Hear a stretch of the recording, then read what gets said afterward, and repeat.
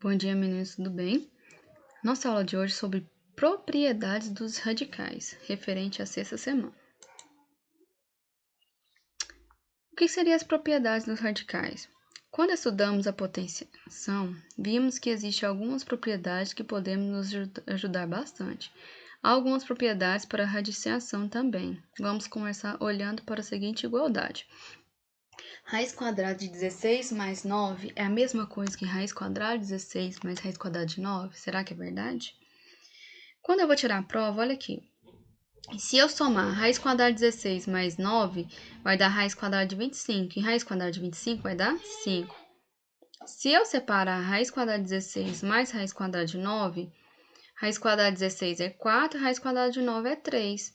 4 mais 3 é 7. Deu o mesmo resultado? Não, falso. Então, quando vocês veem uma adição dentro do parênteses, você não pode separar para você resolver. Você tem que resolver dentro dele para depois, se ele tiver o resultado da raiz, você tirar a raiz. Agora, olha na multiplicação.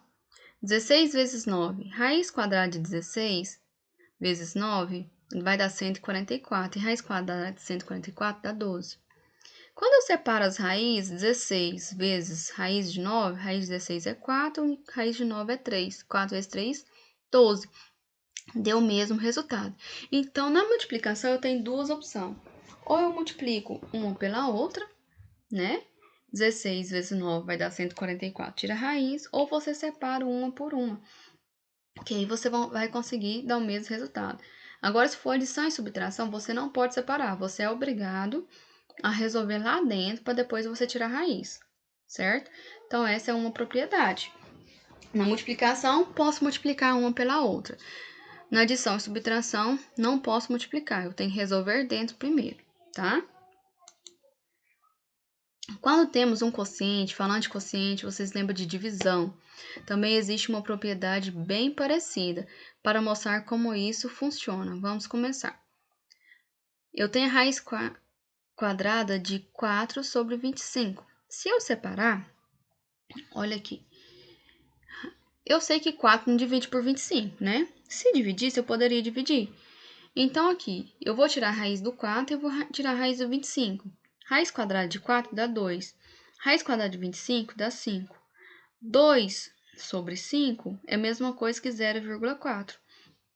Quando eu vou dividir 4 por 25, vai dar raiz quadrada de 0,16. Quando eu dividir o de cima pelo de baixo. E raiz quadrada de 0,16 é 0,4. Não deu o mesmo resultado?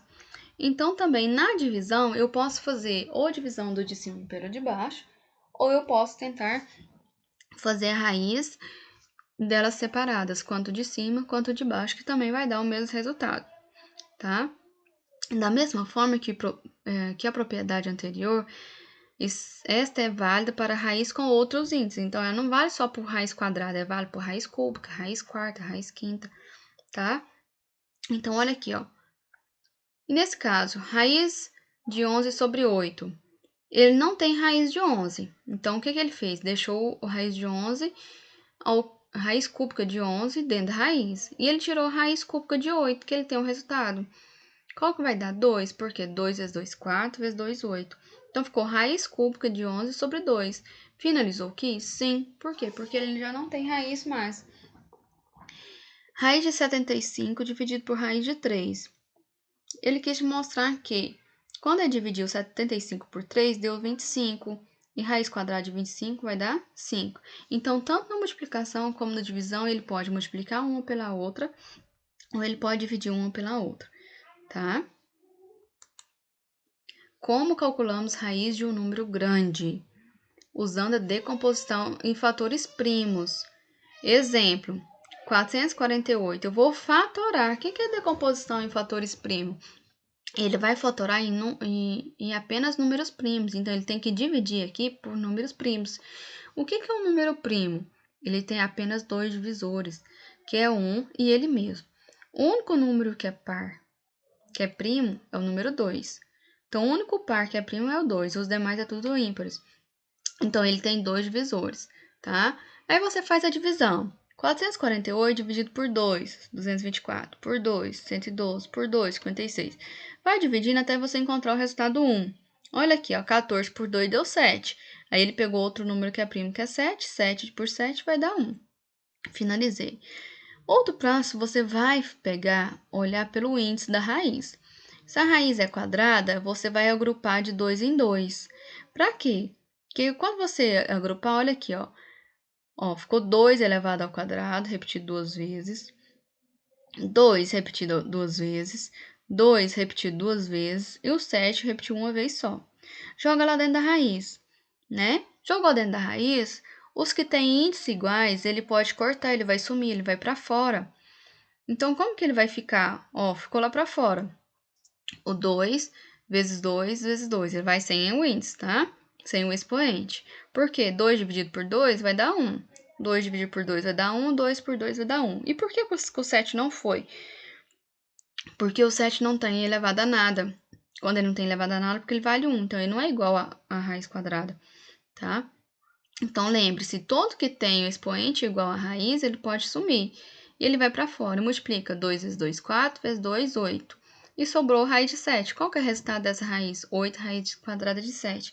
Por quê? Porque ela não é uma raiz exata. Então, ele tem valores aproximados, tá?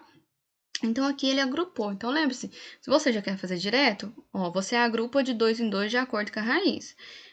Essa vale 2, essa vale 2, essa vale 2. Multiplica 2 vezes 2, 4, vezes 2, 8. O que sobrou vai ficar dentro da raiz. Ah, professor, mas eu não quero jogar. Posso fazer direto? Pode, mas cuidado. Agora, 3.375, número grande. Ele fatorou.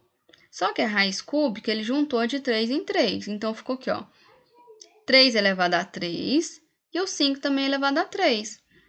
Os dois vai para fora, vai ficar o quê? 3 vezes 5, 3 vezes 5, 15. Se eu repetir o 15 3 vezes, eu vou encontrar esse raiz aqui, 3.375.